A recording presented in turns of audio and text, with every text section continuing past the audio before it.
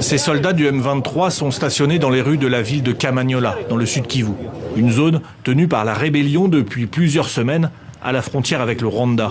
Une cité où se sont réfugiés depuis dimanche plusieurs centaines de personnes qui ont fui Uvira, reprise par l'armée régulière et les supplétifs Wazalendo. Cette femme a réussi à trouver un lieu où dormir. Les quelques effets qu'elle montre ici ont été donnés par les habitants de Kamanyola. Elle est issue de la communauté Banyamulenge, une minorité tutsi congolaise.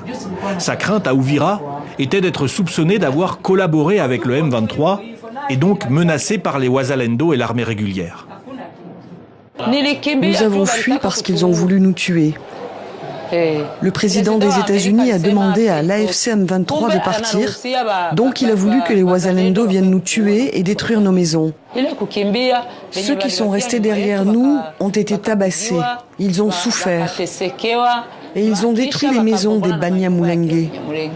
Pour le gouvernement congolais, tous ces gens ont été déplacés de force. Mais l'AFC M23 a tenu un meeting en attaquant directement les autorités. Ce gouvernement que nous avons est responsable de ce qui nous arrive. Pendant longtemps, il a nourri la haine. Il a instrumentalisé les ethnies et les communautés.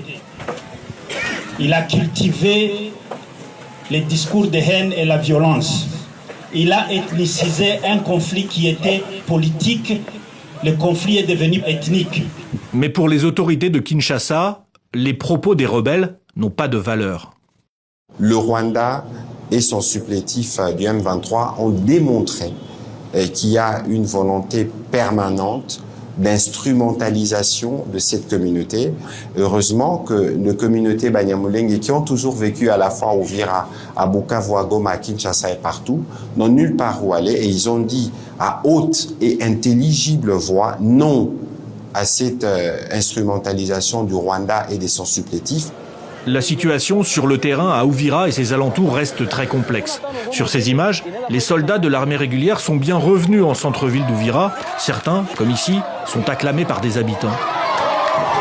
Mais chaque mouvement de troupes, d'un côté ou de l'autre, crée des déplacements de population. Les réfugiés ou déplacés, sans aucune ressource, se comptent par dizaines de milliers, au Burundi voisin et au sud Kivu.